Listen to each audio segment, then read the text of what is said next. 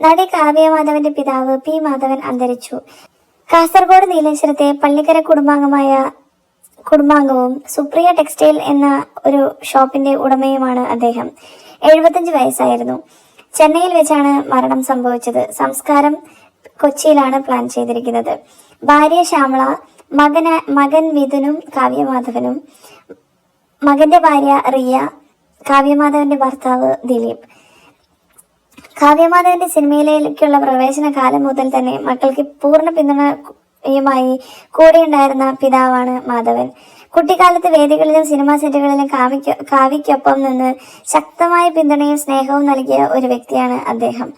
പല അഭിമുഖങ്ങളിലും കാവ്യ പിതാവിനെയും കുറിച്ചും അദ്ദേഹത്തിന്റെ പിന്തുണയെക്കുറിച്ചും വാചാലയായി സംസാരിച്ചിട്ടുണ്ട്.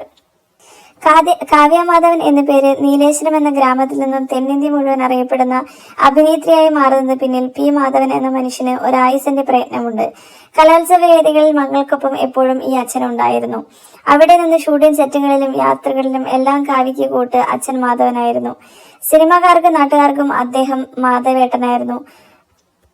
അച്ഛന്റെ വാത്സല്യം, സ്നേഹം, കഷ്ടപ്പാട് ഒക്കെ ഉള്ളതുകൊണ്ടാണ് താൻ ഇത്രത്തോളം എത്തിയതെന്ന് പലപ്പോഴും കാവ്യ പറഞ്ഞിട്ടുണ്ട്. ഇന്ന് പുലർച്ചെയോടെയായിരുന്നു അദ്ദേഹത്തിന്റെ വിയോഗം.